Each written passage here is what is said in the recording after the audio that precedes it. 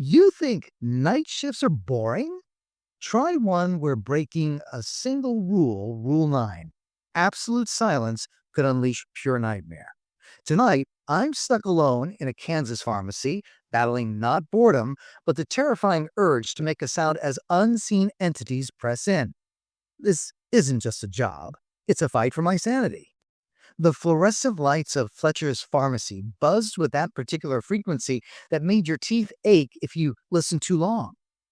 I'd been listening for 3 hours now, and the ache had spread from my molars to somewhere deep in my skull. Outside, the Kansas plains stretched endlessly into darkness, the kind of darkness that made you forget there was ever such a thing as morning. Inside, aisles of cold medicine and bandages cast long shadows that seemed to breathe when I wasn't looking directly at them. My name is Jordan Mills, and I'd taken this job exactly 2 weeks ago when the previous night shift worker, a guy named Trevor, quit without notice. Nobody wanted to talk about why Trevor left. When I asked the day manager, Patricia, about it during my training, she'd gone pale and muttered something about personal reasons before shoving a laminated sheet of rules into my hands. Most of them were standard pharmacy protocol. Check expiration dates, lock the narcotics cabinet, don't leave the register unattended. Normal stuff. Then there was Rule 9. Rule 9. Maintain absolute silence after midnight. No music, no phone calls, no unnecessary movement. If you hear something, do not investigate. If something speaks to you, do not respond. At the time, I'd laughed. What? Is the owner really strict about noise complaints? Patricia hadn't laughed. She'd gripped my wrist with surprising strength, her fingernails digging little crescents into my skin. Jordan, I'm serious. After midnight, you keep quiet. You hear me? Quiet. I nodded, unsettled by the intensity in her eyes, the way her hand trembled even as she squeezed tighter. She released me suddenly, as if realizing what she was doing, and turned away. Just follow the rules. All of them, especially 9. Now, at 11:47 p.m. on my 7th solo night shift, I understood why her hands had shaken. The pharmacy sat on the outskirts of Millbrook, Kansas, a town so small it didn't warrant a dot on most maps. Population 847, though that number had been painted on the welcome sign so long ago that half the paint had flaked away. Fletcher's was the only pharmacy for 30 miles, which meant we stayed open 24/7, a beacon of fluorescent normalcy in the surrounding sea of wheat fields and darkness. During the day, it was almost pleasant. Elderly customers shuffling in for their prescriptions, parents buying children's Tylenol, the occasional teenager looking for acne cream. But at night, everything changed. The building itself seemed different after the sunset. The walls felt closer. The aisles stretched longer. And there was a smell, faint but persistent, like old copper pennies left in stagnant water. I'd mentioned it to Patricia once. She'd simply nodded and said, "Plumbing issues? Don't worry about it." But I did worry, because the smell got stronger after midnight. I glanced at the clock above the register. 11:51 p.m. 9 minutes until absolute silence. I'd followed the rule perfectly for the past 6 nights, sitting ramrod straight behind the counter, barely breathing, watching the second hand crawl around the clock face until my shift ended at 6 a.m. Nothing had happened those nights. Well, nothing I could point to and say definitively was wrong. Just feelings. The sensation of being watched. The way shadows seemed to pool in corners they had no business pooling in. The occasional creep that came from the back storage room where we kept the overflow inventory and, according to a barely legible note in the employee handbook, something called special items. Do not disturb. I'd never gone back there. The door was always locked anyway, and I didn't have a key. 11:54 p.m. I stood from my stool and did a final check of the store, walking the aisles with practiced efficiency. Aisle 1, vitamins and supplements, their bottles gleaming dully under the harsh lights. Aisle 2, first aid supplies, boxes of bandages stacked with military precision. Aisle 3, personal care products, deodorants, and shampoos lined up like soldiers. Everything was in order. Everything was always in order at Fletcher's. That should have been my first real warning. In 2 weeks of night shifts, I'd never had to straighten a single item. Never found a misplaced product. Never discovered something knocked over or out of place. It was as if the store itself arranged everything, maintained its own perfect order, as if it was alive and fastidious and waiting. 11:57 p.m. I returned to the counter and pulled out my phone, intending to send one last text message before the silence began. But my fingers hovered over the screen. What would I say? Hey, about to start the weird quiet time at my creepy job. Talk to you in the morning. My friends already thought I was paranoid. My sister had stopped answering my calls after I tried to explain the atmosphere of this place, the way it felt like the building was holding its breath. 11:59 p.m. I set the phone down, face up, watching the seconds tick away. The fluorescent lights seemed to buzz louder, as if protesting their coming isolation. Outside, I could hear the wind picking up, pressing against the plate glass windows at the front of the store. In the daytime, those windows offered a clear view of the parking lot and the road beyond. At night, they reflected only darkness and my own pale face staring back, looking more frightened than I wanted to admit. 30 seconds. My heart began to pound, a stupid reaction that I couldn't control. Nothing had happened on the previous nights. Why should tonight be any different? 20 seconds. But something felt different. The air felt thicker, heavier, as if the atmosphere itself was changing composition. That copper smell intensified, making my eyes water. 10 seconds. I could hear my own breathing loud in the sudden stillness. The wind outside had stopped. Not died down gradually, but stopped completely, as if someone had thrown a switch. 5 seconds. The fluorescent lights flickered once, twice. In those brief moments of darkness, I could have sworn I saw movement in aisle 4, something tall and impossibly thin sliding between the shelves. Midnight. The light steadied, and absolute silence fell over Fletcher's pharmacy like a blanket over a corpse. Even the fluorescent buzz ceased, leaving only a ringing emptiness in my ears. I sat frozen behind the counter, my hands gripping the edge of the laminate so tightly my knuckles went white. For a long moment, nothing happened. I began to relax, to feel foolish for my fear. Rule 9 was probably just some quirky thing the owner had implemented. Maybe he lived upstairs and was a light sleeper. There had to be a rational explanation.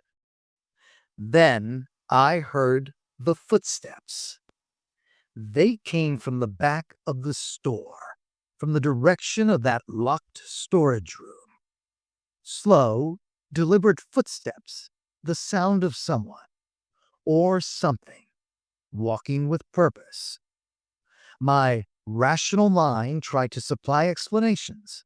The building settling, the old pipes, anything other than what my lizard brain was screaming at me. Someone is in the store. Something is in the store. The footsteps stopped. I held my breath, straining to hear. The silence pressed against my eardrums, so complete it was almost painful. 5 seconds passed. 10, 20. Just when I thought it was over, I heard breathing. Not my breathing. Someone else's. Something else's. It was coming from aisle 2, no more than 20 feet away, separated from me by a rotating display of reading glasses. The breathing was wet and labored, as if the breather's lungs were full of fluid. In and out, a horrible, gurgling rhythm that made my stomach clench. Don't investigate. Rule 9 was clear. If you hear something, do not investigate. I remained at the counter, my eyes fixed on the gap between the reading glasses display and the shelf beyond. If I looked hard enough, could I see movement there? A shadow that was darker than the others, more solid somehow? The breathing continued for a full minute, maybe longer. Time became elastic in that silence, stretching and compressing. Then, mercifully, it stopped. But the relief was short-lived, because something else started. A sound like fingernails on metal, a scraping, dragging sound that made every hair on my body stand at attention. It was coming from multiple locations now. Aisle 4, near the pharmacy counter at the back, somewhere close to the front windows. The sounds weren't random. They were purposeful, methodical, as if whatever made them was searching for something. Searching for me. I kept absolutely still, barely allowing my chest to rise and fall, breathing through my nose in tiny, measured increments. Sweat ran down my back despite the aggressive air conditioning. The clock on the wall read 12:14 a.m. 5 hours and 46 minutes until my shift ended. 5 hours and 46 minutes of this. The scraping sounds stopped abruptly. The silence rushed back in, and in that silence, I heard something new. Something worse. Whispering. It was so faint at first, I thought I was imagining it, my brain inventing stimuli in the sensory deprivation of the silent pharmacy. But no, it was real. Multiple voices, speaking in a language I didn't recognize, the words sliding over each other like oil on water. The whispering seemed to come from everywhere at once. The walls, the floor, the ceiling, the very air itself. If something speaks to you, do not respond. My jaw clenched so tight it ached. The whispers grew marginally louder, and though I couldn't understand the language, I could sense the tone. Curious, hungry, patient. They knew I was here. Of course they knew. The question was whether they could reach me if I stayed quiet, if I followed Rule 9 to the letter. I was about to find out. A shape materialized at the end of aisle 3. Not gradually, but all at once, as if it had always been there and I'd only just now gained the ability to see it. It was tall, at least 7 feet, and so thin it seemed two-dimensional, like a shadow given substance. It stood perfectly still, and though I couldn't make out any features. No face, no distinct limbs. I knew with absolute certainty that it was looking at me. My heart hammered against my ribs. My breath caught in my throat. Every instinct at me to run, to scream, to do something other than sit here like prey frozen before a predator. But I'd read Rule 9. I knew what would happen if I made noise. Don't I? The shape didn't move. It simply stood there at the threshold between the aisle and the main walkway, as if waiting. Testing. The whispers around me intensified, taking on an almost excited quality. Other shapes began to appear in my peripheral vision. In aisle 1, near the pharmacy pickup window, just outside the range of my direct sight. They were everywhere. They had always been everywhere. Rule 9 didn't keep them away. It kept them satisfied. It kept them from approaching. as long as I stayed silent. The realization settled over me like ice water. This wasn't about disturbing a cranky owner or respecting quiet hours. This was a containment protocol. Whatever these things were, they fed on sound, on noise, on the vibrations of life. The silence starved them, kept them at bay, reduced them to shadows and whispers and patient watching. But they were always here, always waiting, hoping for the night someone would break the rule. The shape at the end of aisle 3 tilted what might have been its head, and though it had no eyes I could see, I felt its gaze bore into me. My phone, still face up on the counter, suddenly lit up. A text message from my sister. "You okay? You've been weird lately." The notification sound was deafening in the silence. The shape lunged forward. I slammed my hand over the phone, muting the sound, but the damage was done. The shape had moved with impossible speed, crossing half the distance between us in the span of a heartbeat, and now it stood mere feet away from the counter. This close, I could make out more details, though my mind struggled to process what I was seeing. Its body seemed to flicker, phasing in and out of solidity like a corrupted video file. Where its face should have been, there was only a dark void, but within that void, I could see things moving. Shapes within shapes, writhing and twisting. My lungs burned. I'd been holding my breath since the notification sound, terrified that even the act of breathing would draw closer. The shape remained motionless, that terrible not face fixed in my direction. Behind it, the other shapes I'd glimpsed had also advanced, forming a loose semicircle around the counter. They were all different. Some tall and spindly like the first, others squat and bulbous, a few that seemed to be nothing more than tangles of limbs extending from a central mass. But they all shared one characteristic. They were waiting. My phone screen dimmed and went dark. The notification sound had been brief, just a single chime.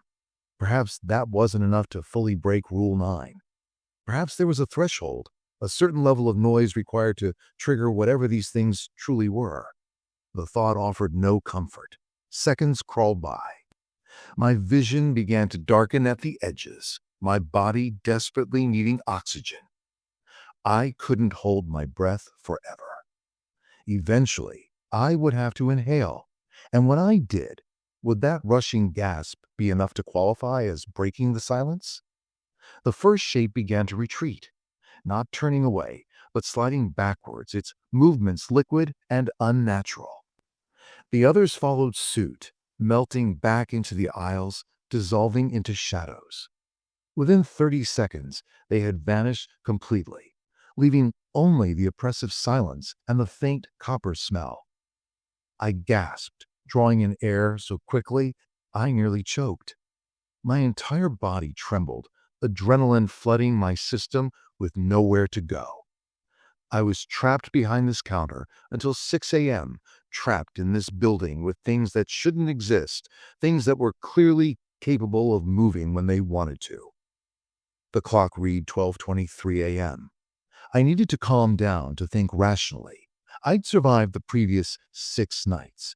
Trevor, the previous employee, had presumably survived months of night shifts before quitting. This was manageable as long as I followed the rules. No noise, no response, just silence and stillness until dawn. My phone buzzed again. Another text message from my sister. I grabbed it and immediately switched it to silent mode, cursing myself for not doing so earlier. The screen showed 3 messages now. "You okay? You've been weird lately. Jordan? You're scaring me. Please respond." I typed quickly. "I'm fine. At work. Talk tomorrow." But I couldn't send it. Not now, not during the silent hours. I set the phone face down and pushed it to the far corner of the counter as if distance could make it less of a liability. Movement in my peripheral vision made me freeze. Something was walking past the front windows. At first, I thought it might be a customer. We were technically open 24/7s, though I'd never had anyone come in after midnight.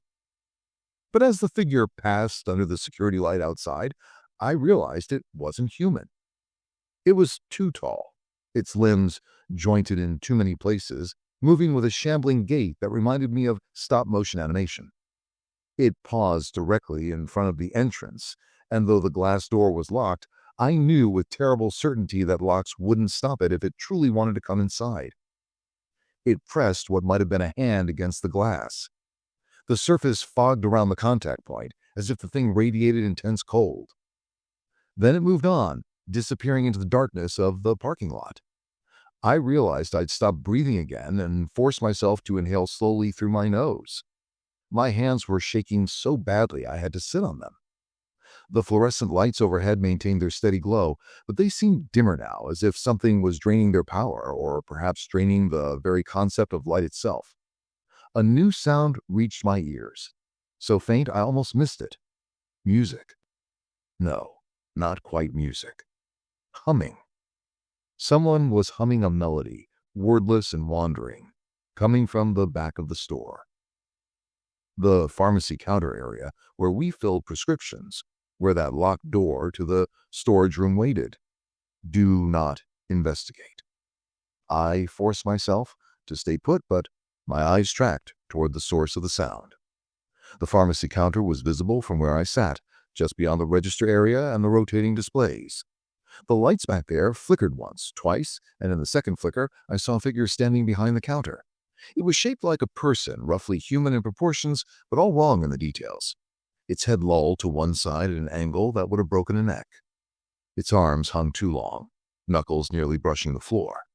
And it was humming that tuneless melody, swaying slightly as it stood there. As I watched, it reached up with one of those too long arms and traced a finger along the prescription bottles on the shelf. The motion was almost tender, almost curious, like a customer browsing products. Then it turned its head toward me. The movement was sudden and complete, like a security camera snapping to a new position. Where its face should have been, I saw only smooth skin, no features at all. But I heard it speak anyway, the words coming from nowhere and everywhere at once. Hello? My blood turned to ice. It was testing me, waiting to see if I would respond, if I would break Rule 9's secondary clause. If something speaks to you, do not respond. Is anyone there? The voice was pleasant, conversational, the tone of someone asking a simple question. I need help with my prescription. My jaw clenched so tight I thought my teeth might crack. Do not respond. Do not respond. Do not respond. The figure tilted its head the other direction, the motion accompanied by a wet, crackling sound. Please? I really need help. The voice changed slightly, took on a more desperate edge. It was adapting, trying different approaches to provoke a response. I kept my eyes fixed on the register in front of me, focusing on the mundane reality of the scanner and the credit card reader, anything to anchor myself to normalcy. Jordan? The thing said my name. Jordan Mills? Are you there? How did it know my name? The name tag pinned to my shirt. Of course. Or maybe these things knew everything about this place, about everyone who worked here.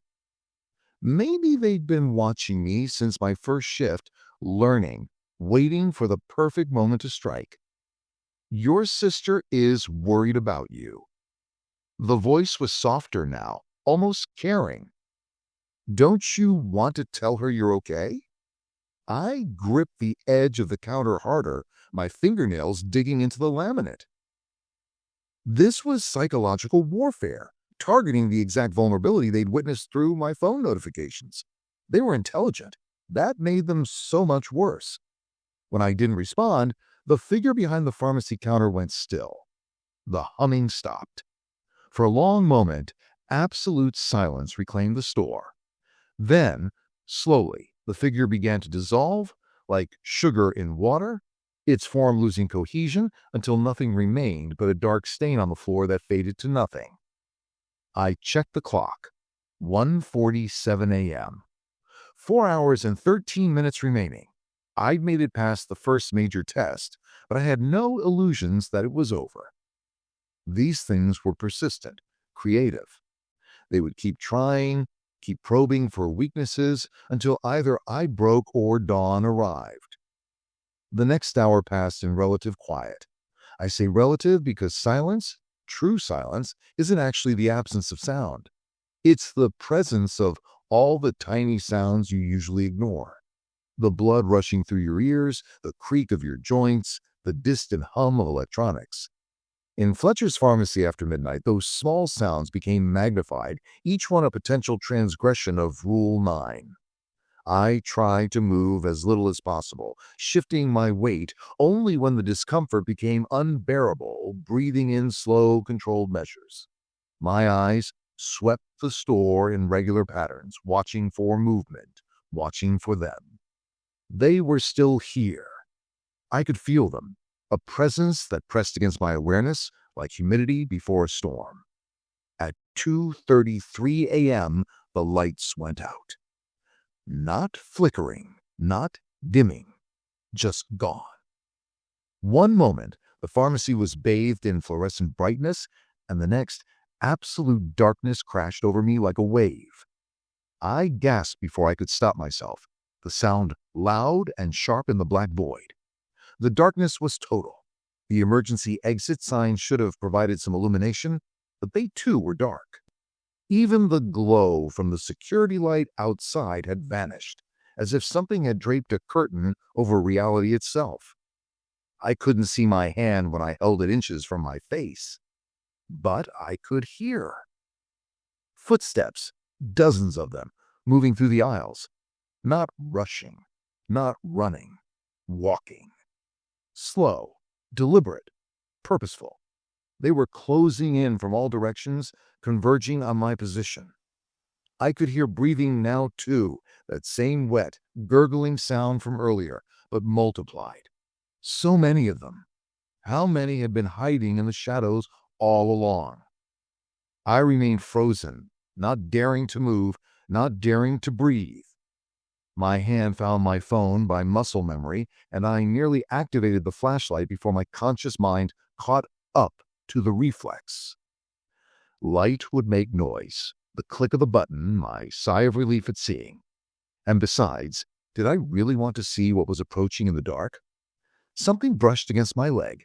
I bit down on my tongue to stop from crying out, tasting blood. It had been brief, light as a feather, but unmistakable. Something was right next to me, right there in the darkness, close enough to touch. I could feel its presence, feel the displacement of air as it moved, circling the counter. More touches followed. Against my shoulder, my arm, my hair. Gentle, almost exploratory, like someone trying to identify an object through texture alone.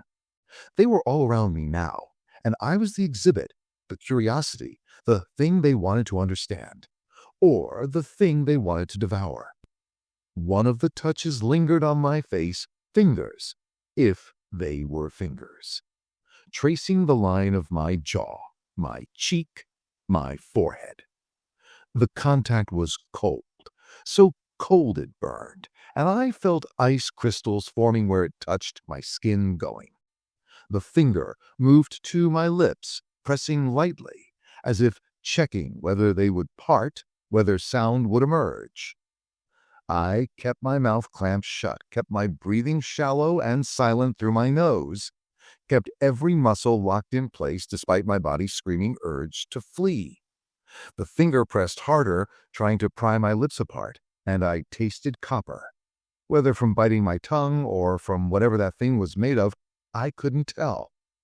Then, abruptly, the lights came back on. The sudden brightness was blinding after the total darkness. I squinted against the glare, my vision slowly adjusting, and found myself alone behind the counter. The store was empty. No shapes, no shadows, no evidence that anything had been there at all. But my face ached where I'd been touched, and when I checked my reflection in the security monitor, I saw red marks on my skin, like frostburn, outlining exactly where those fingers had traced. The clock read 3:15 a.m. Less than 3 hours remaining. I could make it. I had to make it. But the things in Fletcher's pharmacy weren't done testing me yet. Not by a long shot. And somewhere in the back of my mind, a terrible question was forming. If Rule 9 kept these things contained during the silent hours, what the hell were they doing here during the day? And more importantly, what had this building been before it was a pharmacy? The frost burn marks on my face faded gradually over the next 30 minutes, but the memory of those cold fingers remained visceral. I found myself touching my face repeatedly, checking to make sure the skin was still there, still intact, still mine. The rational part of my brain had shut down somewhere around 2:33 a.m. when the lights went out. What remained was pure survival instinct, counting down the minutes until 6 a.m. like a prisoner marking days until release. At 3:47 a.m., I heard the first knock. It came from the front door, 3 sharp raps against the glass. I turned to look, half expecting to see another one of those impossible shapes pressing against the windows. Instead, I saw a woman.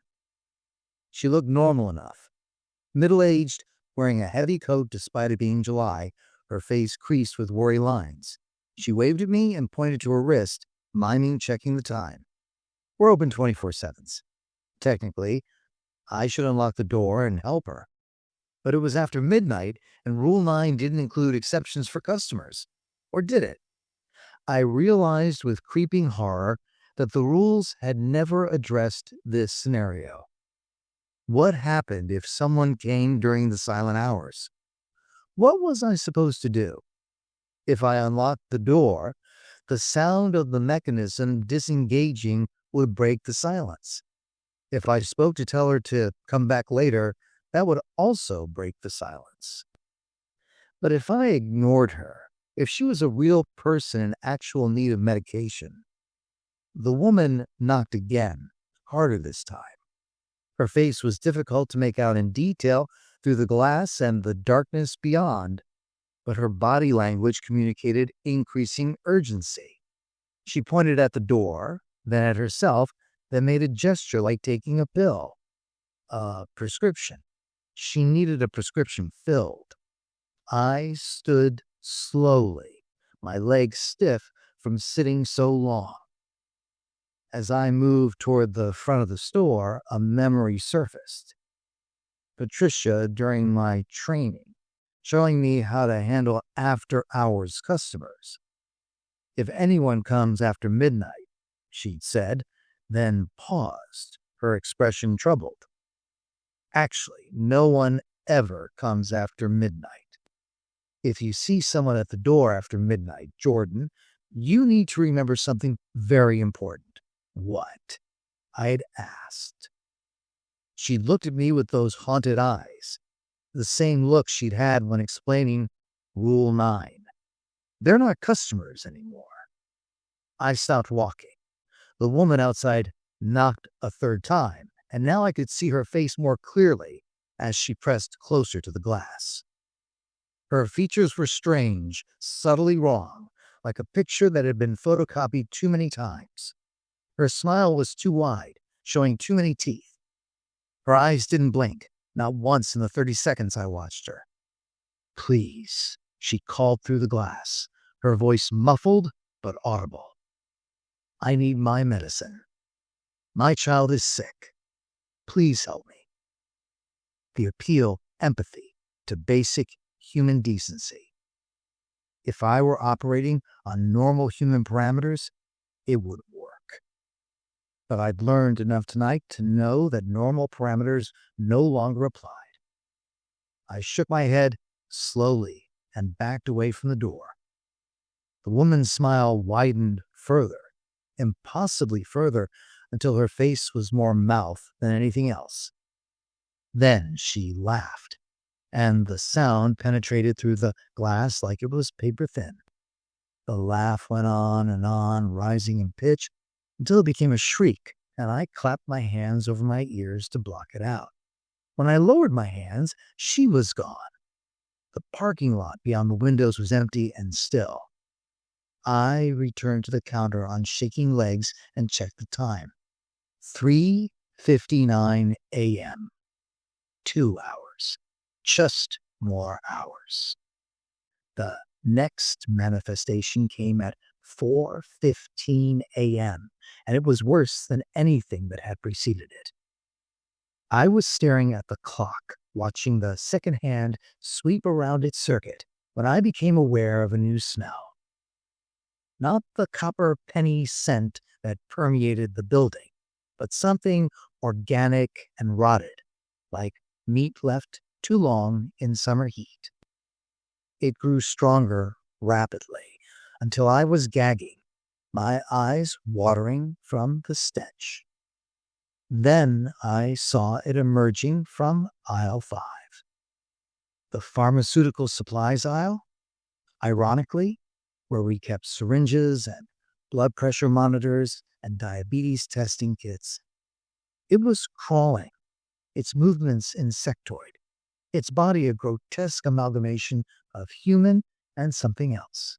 Multiple limbs sprouted from its torso at odd angles. Its head, or what passed for a head, was elongated and eyeless, the flesh raw and glistening as if freshly skinned. Unlike the other entities I'd encountered, this one didn't move with purpose or intelligence. It seemed mindless, driven by base instinct, dragging itself toward the front counter with relentless determination. Every movement left a trail of dark fluid on the linoleum floor, and where the fluid touched, the tiles began to discolor and warp. I pressed myself back against the wall behind the counter, as far from the approaching thing as I could get without leaving my post. Rule 9 said nothing about abandoning the register. Was I supposed to stay here? Let it reach me? My mind raced through the other rules, searching for guidance. Rule 1. Always greet customers with a smile. Rule 2. Never leave the register unattended during operating hours.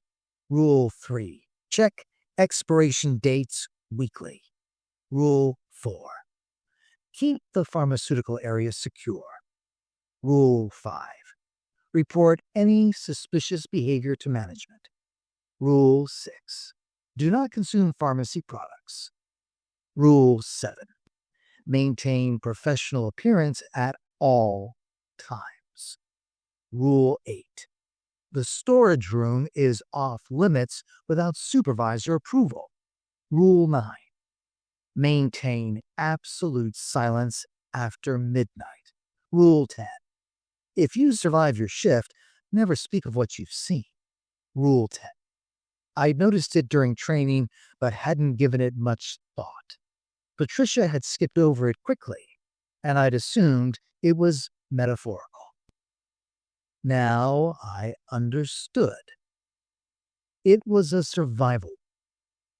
If you talked about what happened during the night shift, if you tried to warn people, they'd think you were insane. Or worse. They might believe you, might try to investigate, might break Rule 9 themselves. The thing from aisle 5 was halfway to the counter now. Its movements created a sound like wet flesh slapping against hard floor, and each slap seemed to echo in the silence, amplified beyond what was physically possible. Was it breaking Rule 9? Was its noise different from human noise, somehow exempt from the restrictions? It reached the base of the counter and began to climb. I could see it clearly now, every horrible detail.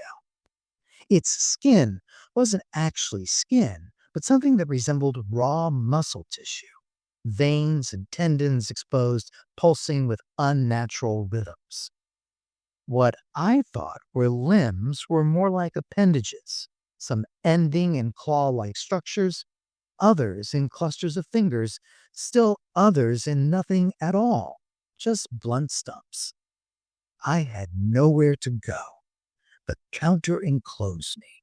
and the thing was climbing over it, its eyeless head turning in my direction with clear intent. 15 seconds until it reached me. 10 seconds. 5. Then something remarkable happened. A voice spoke, clear and commanding, from the direction of the storage room. Enough. The climbing thing froze mid-motion. Its head swiveled toward the source of the voice, and for a moment, I could have sworn I saw something like fear in its posture.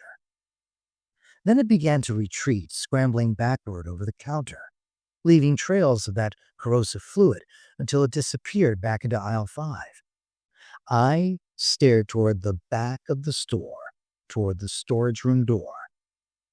Had that voice been another trick, another test, or had something else intervened? The door to the storage room was open. I could see darkness beyond it, absolute and impenetrable, even darker than the darkness that had fallen earlier when the lights went out. And in that darkness, shapes were moving. Not the shambling, predatory things I'd encountered throughout the night, but something else. Something with presence and power that made the air itself feel heavier. "You've done well," the voice said, and this time I could tell it was coming from within that darkness. Most don't make it this far on their first week. I wanted to respond, wanted to ask what the hell was going on, what this place really was, why Rule 9 existed. But Rule 9 was still in effect. 4:31 a.m. Still 90 minutes of silence remaining. If I spoke now, would it negate everything I'd endured? Would all those things I'd held at bay come flooding back? "You have questions," the voice continued, as if reading my mind. Perhaps it could. Perhaps it knew everything that happened in this building, had always known. But questions require answers, and answers require words. Words you cannot speak. Not yet. The darkness in the storage room seemed to pulse like something breathing. I watched, transfixed and terrified in equal measure. There are rules for a reason. Jordan Mills. Rule 9 exists because sound draws them. But it's not the sound itself they hunger for. It's what sound represents. Life, consciousness, the vibration of existence. They feed on that vibration, drain it away until nothing remains but empty husks. The silence starves them, yes, but more importantly, it hides you, makes you invisible to their hunger. The shapes in the darkness shifted, and for just a moment, I thought I saw eyes. Dozens of them, hundreds perhaps, all watching me from that impossible space. The question you should be asking isn't why Rule 9 exists. The voice said, it's what happens when it's finally broken. When someone speaks after midnight, when the silence shatters completely. Because it will happen, Jordan. Eventually, it always does. Your predecessor lasted 3 months before he screamed. The one before him, 5 weeks. How long will you last? I felt my resolve wavering. The urge to speak, to demand proper answers, to refuse this cryptic nonsense was overwhelming. But I bit it back, forced it down. I wouldn't be the one to break. I couldn't be. Wise, the voice murmured, seeming pleased. Perhaps you'll survive longer than most. But survival here isn't just about following rules, Jordan. It's about understanding why the rules exist. It's about accepting that some places are thin, where reality grows threadbare, where things that shouldn't exist can push through the gaps. Fletcher's Pharmacy stands on one of those thin places. It always has.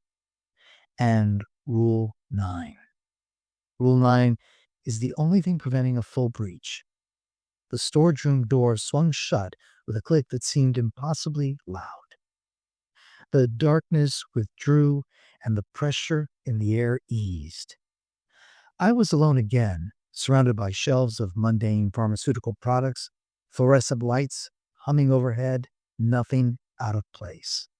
But I wasn't the same person who had started this shift. I'd seen too much, understood too little, and been changed in ways I couldn't begin to articulate. The clock read 5:02 a.m. Less than an hour remaining. The final hour of my shift crawled by with agonizing slowness. Every minute felt like 10, every second stretched into eternity. I remained at the counter, motionless, barely breathing, while my mind raced with everything I'd witnessed. The entities in the aisles, the thing that had climbed toward me, the voice from the storage room. Fletcher's Pharmacy wasn't just a building. It was a containment facility, a cork in a bottle, and Rule 9 was what kept that cork firmly in place. At 5:30 a.m., I noticed something that sent fresh ice through my veins. The frost burn marks on my face had returned, faint but visible in my reflection on the security monitor. But I hadn't been touched again. I raised a hand to my cheek, feeling the cold radiating from the marks, and realized the truth. They had never really healed. They'd simply faded from visibility. The touch of those things left permanent marks, even if you couldn't always see them. How many marks did Trevor carry? How many did Patricia have hidden beneath her seemingly normal appearance? At 5:45 a.m., the entities returned one final time, all of them simultaneously. They materialized in the aisles behind displays near the windows, surrounding the counter in a perfect circle. The tall, spindly one from aisle 3, the faceless figure from behind the pharmacy counter, the crawling horror from aisle 5, the woman thing that had knocked on the door. Others I hadn't seen clearly before. A child-shaped shadow that flickered like a dying light bulb, something that might have once been human but had been stretched and twisted into impossible configurations, a floating mass of what looked like tangled hair surrounding a core of pulsing darkness. They stood perfectly still, watching me, waiting. The air between us thrummed with tension, with hunger, with patient malevolence.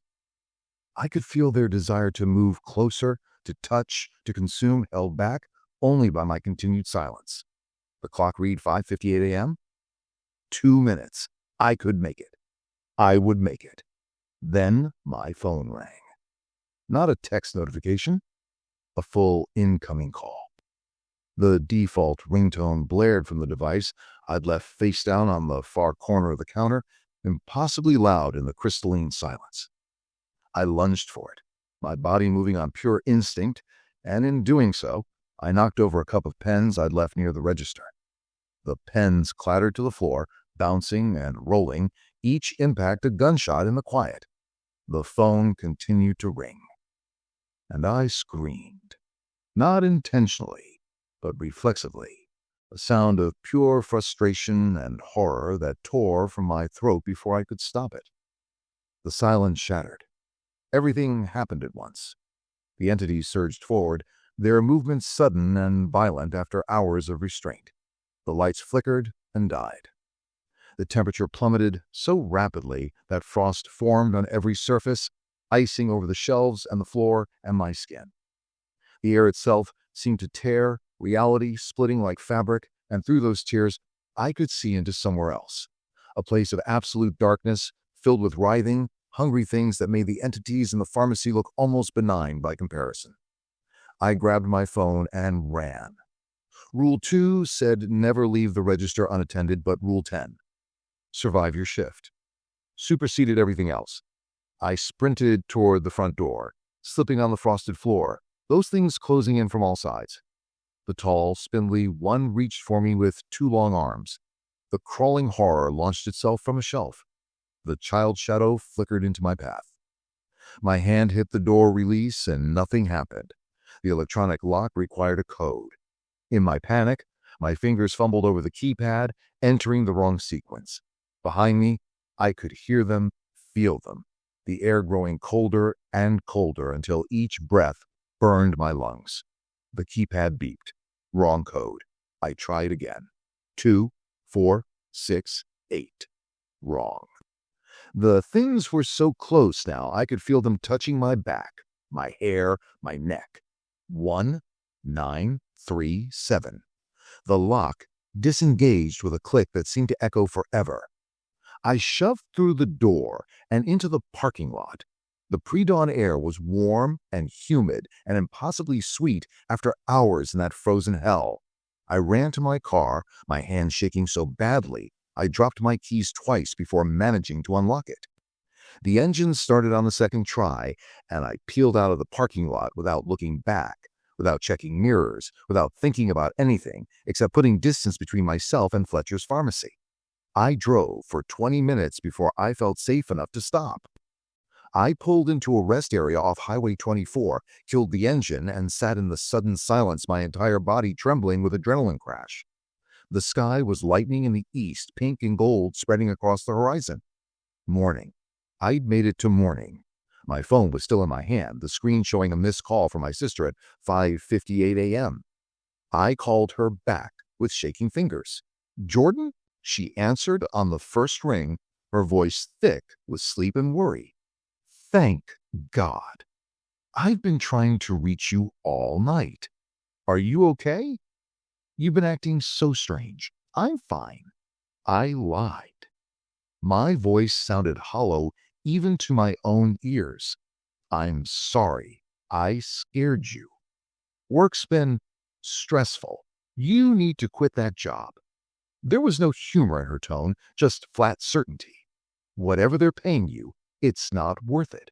You sound like you've aged 10 years in 2 weeks. I know. I will. I just need to—" What? Figure out what to do. Report what I'd seen? To whom? Who would believe me? I need to think. We talked for a few more minutes, her concern palpable even through the phone line, before I promised to visit soon and ended the call. I sat in my car as the sun rose fully, watching the world turn golden and normal and safe, and tried to reconcile that normalcy with what I'd experienced. I should quit. My sister was right. No job was worth what I'd been through. But even as I thought it, I knew I wouldn't. Because that voice from the storage room had been right too. Fletcher's Pharmacy stood on a thin place, and Rule 9 was what kept the things there from pushing through completely. If I quit, someone else would have to take the night shift. Someone who didn't know what I now knew. Someone who might not survive even the first night. At 7 a.m., my phone buzzed with a text from Patricia. "Heard you had an incident at shift end. Come see me before your next shift. We need to talk." Somehow, she knew. Of course she knew. She'd probably known exactly what would happen, had probably been waiting to see if I would survive it, if I would run, or if I would come back. I should quit. I should quit and never look back. But I knew, sitting in that rest area with the morning sun warming my face and the frost burn marks still aching beneath my skin, that I would go back.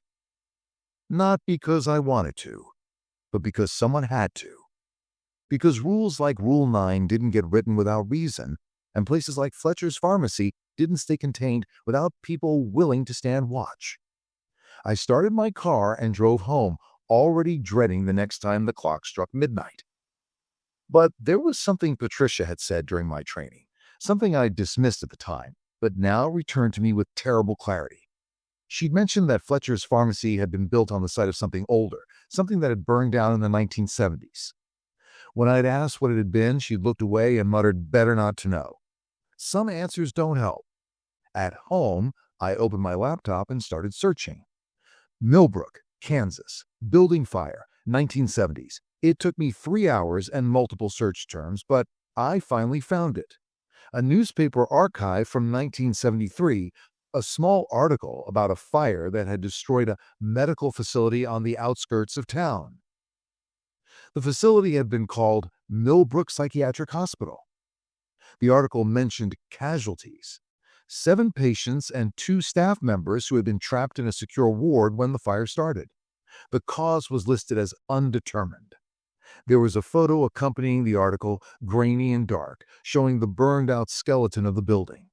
And in one of the windows visible in the photo, if you looked closely, you could see what might have been faces. Too many faces. Crowded together, pressed against the glass, their features indistinct, but their presence unmistakable. I closed my laptop and sat in the silence of my apartment. 9 people had died in that building. 9 people trapped in a secure ward, unable to escape. 9 people whose last moments had been fire and smoke and terror, and now a pharmacy stood on that spot selling cough syrup and bandages during the day while during the night. During the night, Rule 9 kept the dead from fully manifesting, kept them hungry and patient and waiting, always waiting for the moment when silence would break and they could finally be heard. I looked at my phone. Patricia had texted again. 7 p.m. tonight. Don't be late. I had a choice to make. Walk away and let someone else deal with this. Or go back, learn more, understand what I was really up against. Learn how to survive. Learn how to keep others safe. My hands still shook when I texted back, I'll be there. Because someone had to keep watch. Someone had to maintain the rules. And as terrified as I was, as much as I wanted to run, I knew that if I abandoned this, I'd spend the rest of my life wondering if my replacement had survived their first night. Wondering if my absence had been the thing that finally allowed those entities to break through completely. The sun was high in the sky now, the day bright and warm and entirely normal. In 12 hours, I would return to Fletcher's pharmacy. In 12 hours and 7 minutes, midnight would strike and absolute silence would fall once more. I had 12 hours to prepare. 12 hours to steel myself for what was coming. 12 hours to decide if I was truly strong enough to face another night. 12 hours until I learned what Patricia had to tell me. And what other rules I didn't yet know about. Patricia was waiting when I arrived at 7 p.m., sitting behind the main counter with a cup of coffee that had long since gone cold. The pharmacy looked different during the day's shift changeover. Brighter, almost cheerful, with the evening sun streaming through the windows and a few customers browsing the aisles. Normal. Safe. A lie. She looked up as I approached, and I saw my own trauma reflected in her eyes. The difference was that her eyes had been carrying that weight for much longer. Conference room, she said simply, standing. Bring your things. We'll talk before your shift. I followed her past the prescription counter, past the storage room with its perpetually locked door, to a small break room I'd never been shown during training. She locked the door behind us and gestured to one of the plastic chairs around a folding table. You broke Rule 9, she said without preamble. But you survived. That's more than most manage on their first break. My phone rang, I said, my voice defensive despite myself. I didn't mean to. It doesn't matter how it happens. What matters is that you survived the consequences. She sat across from me, her hands wrapped around that cold coffee cup like it was an anchor. And now you need to decide if you're going to quit or if you're going to learn how to do this job properly. What is this place? The question burst out of me, all the fear and confusion of the past 2 weeks concentrated into 4 words. What are those things? Why does Fletcher's Pharmacy even exist? Patricia was quiet for a long moment, staring into her coffee. When she spoke, her voice was soft, almost dreamy, as if she were reciting a story she'd told herself too many times. In 1973, Millbrook Psychiatric Hospital burned. You probably found that already. You seem like the type who researches. What you didn't find, what isn't in any public records, is what that hospital was really for. The patients weren't there for treatment, they were there for containment. She looked up, meeting my eyes. Some places are thin, Jordan. Thin places where the walls between our world and elsewhere grow weak. The hospital was built on one of those thin places because the founding doctors believed they could use it, channel it. The patients were sensitives, people who could perceive what others couldn't. They were supposed to be mediums, conduits, helping the doctors map what lay beyond. Instead, they became anchors. When they died in that fire, trapped in a secure ward, unable to escape, their deaths created a permanent breach. They're still here, Jordan. Not quite dead, not quite alive, stuck in the moment of their dying, forever reaching for an escape that never comes. My skin crawled. And the pharmacy was built 10 years later by someone who understood what this place was. Fletcher. The original Fletcher wasn't a pharmacist. He was a parapsychologist who'd studied thin places his whole life. He designed this building as a new kind of containment. The specific layout, the materials used in construction, even the fluorescent lights. Everything was chosen to suppress the breach, to keep those entities from fully manifesting. She paused. And it works. As long as certain rules are followed. Rule 9, I said. Especially Rule 9. Sound feeds them, gives them strength, allows them to take more concrete form. Silence weakens them, forces them to remain as shadows and whispers. As long as we maintain silence after midnight, when the boundary is weakest, they remain contained. But when silence breaks, they attack. They reach. There's a difference. Patricia set down her coffee cup, her hands trembling slightly. They're not malevolent, Jordan. They're desperate. They're trapped in an eternal moment of terror and pain, and they're trying to pull themselves out any way they can. Sound gives them the energy to try. And if they succeed, if they manage to pull themselves fully into our world, they'll displace whoever provided that energy. A trade. A life for a life. You go into the fire, and they finally escape it. The room felt colder. How do you know all this? Because Fletcher's daughter still owns this building. Because she inherited her father's research and his obsession. And because she makes sure that everyone who works the night shift understands exactly what they're protecting against. Patricia leaned forward. She'll want to meet you soon. Evaluate whether you're suitable for long-term night shift work, whether you're strong enough to maintain the rules even when they test you. And if I'm not, if I quit, then someone else will be hired. Someone who doesn't know what you know, hasn't seen what you've seen. Someone who might break on their first night and never come back from it. Her expression was haunted. I've seen it happen, Jordan. 3 times in my 5 years here. People who quit without learning proper containment techniques. 2 of them are in psychiatric facilities now. The third one, she trailed off, shaking her head. I thought about those faces in the hospital window, pressed against glass, waiting for escape. I thought about the entities surrounding me in the final moments before dawn, hungry and desperate and patient.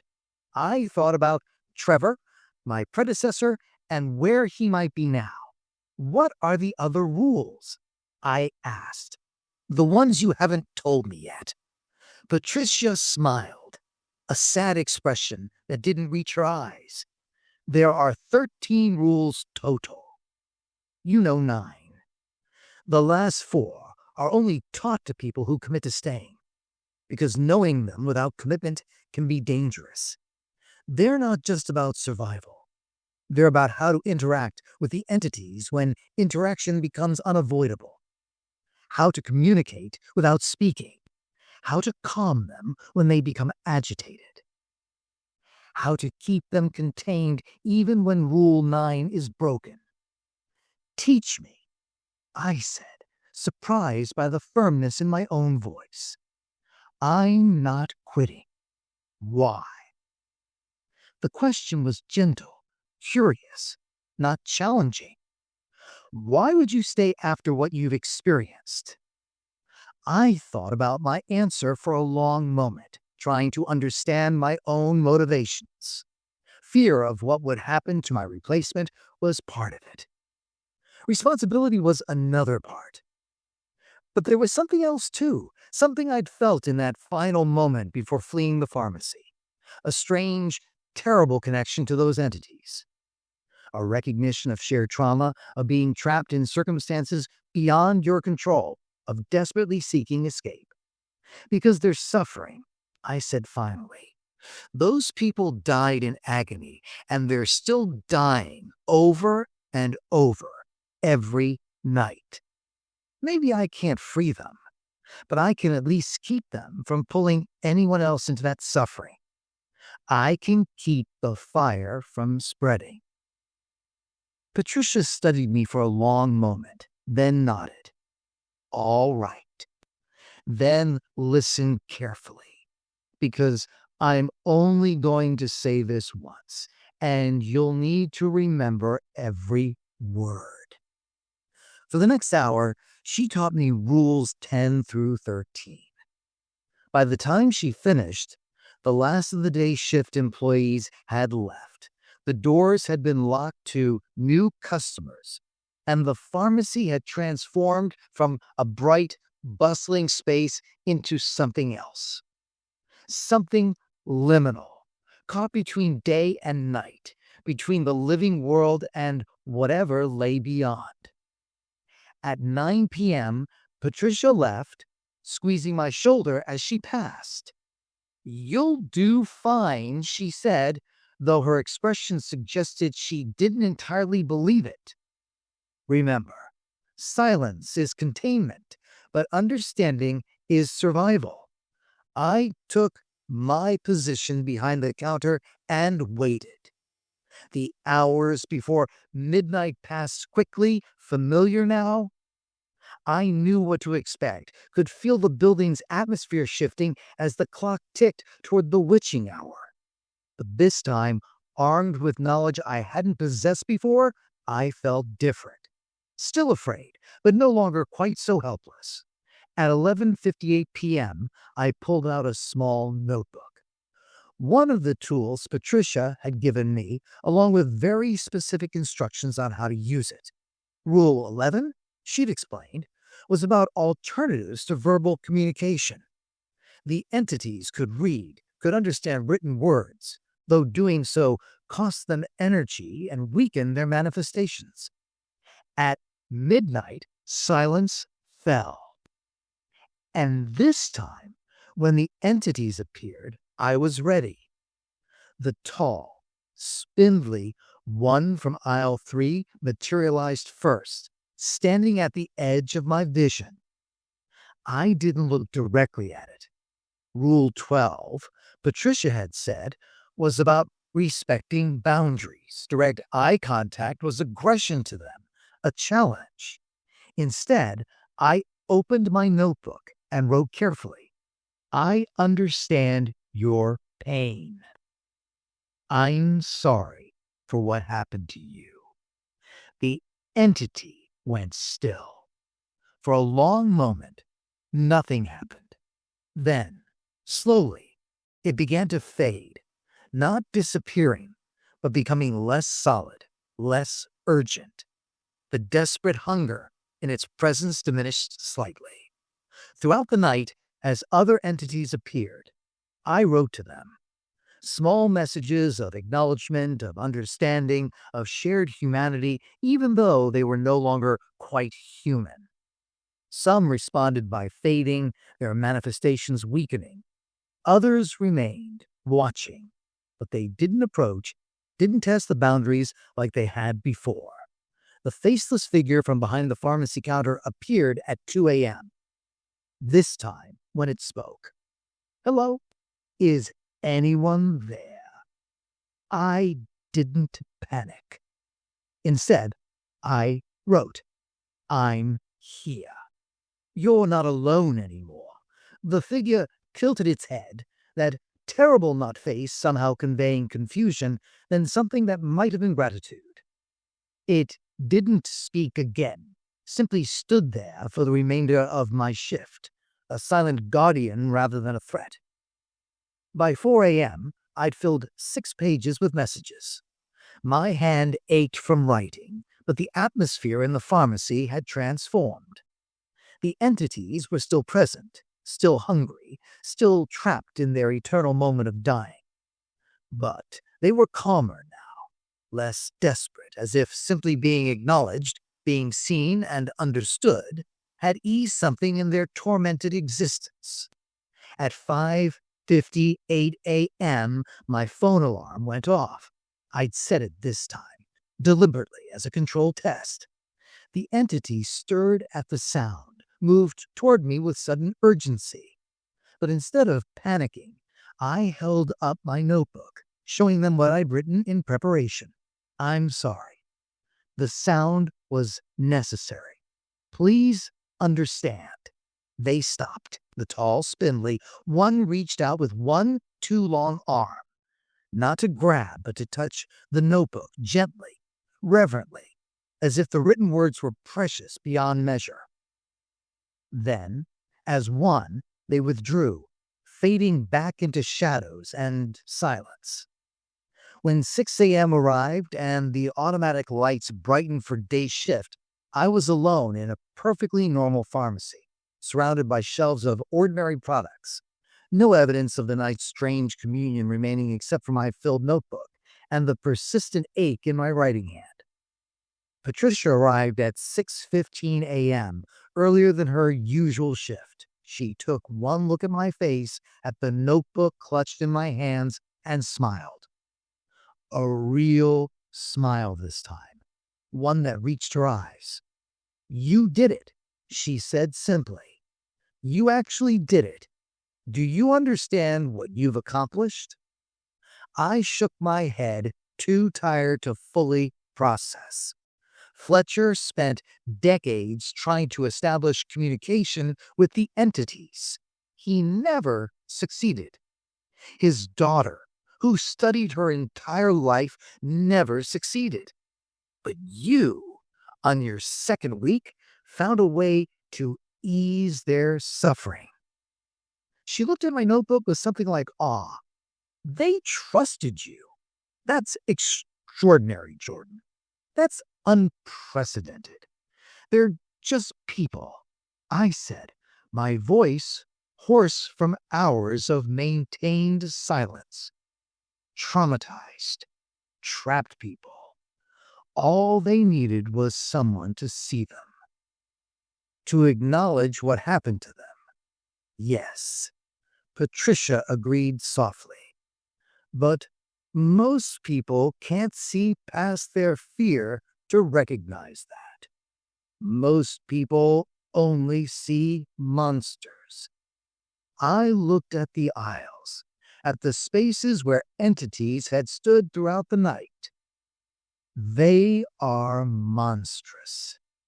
What happened to them was monstrous. But that doesn't mean they... Patricia squeezed my shoulder again, and this time there was pride in the gesture. "Get some rest, Jordan. You've earned it. And when you come back tonight..." She paused, considering. "When you come back, I'll introduce you to Sophia Fletcher. She'll want to hear everything you've learned." I drove home as the sun rose, the notebook secure in my bag, already mentally preparing for the next night's shift. Because Patricia was right. I had found something unprecedented, a way to ease the entity's suffering without breaking containment. And if I could refine that technique, improve it, perhaps eventually find a way to actually help them rather than simply containing them. The thought sustained me through the day as I slept fitfully, dreaming of fire and hospitals and faces pressed against glass. When I woke in the late afternoon and prepared for my next shift, I felt something I hadn't experienced since taking this job: purpose. Fletcher's Pharmacy would never be a normal workplace. The entities would never simply disappear. Rule 9 would always be necessary. Silence would always be the first line of containment. But maybe, just maybe, I could transform this place from a prison into something better. Not a solution, but a kind of care facility where the trapped and suffering could find some small measure of peace. As I drove back to the pharmacy that evening, the sun setting behind me and darkness gathering ahead, I thought about those 9 people who had died in the fire, trapped and terrified. I thought about the decades they'd spent in that liminal space, neither alive nor dead, forever reaching for an escape that never came. And I made them a promise. I would come back every night. I would maintain Rule 9 to keep them, and everyone else, safe. But I would also write to them, acknowledge them, see them as the people they had been rather than the entities they'd become. It wasn't salvation. It wasn't freedom. But it was something. And sometimes, in places as dark and thin as Fletcher's Pharmacy in Millbrook, Kansas, something was enough. When midnight came and silence fell, I opened my notebook to a fresh page and began to write, "My name is Jordan Mills. I work the night shift here, and I want you to know you're not alone anymore. You're seen. You're understood. And I will keep watch with you night after night for as long as you need me." The entities gathered, reading over my shoulder, and in the quality of their silence, I thought I detected something new. Not hunger, not desperation, but hope. However fragile, however faint, hope still remained in the darkness. And as long as hope remained, so would I. The END.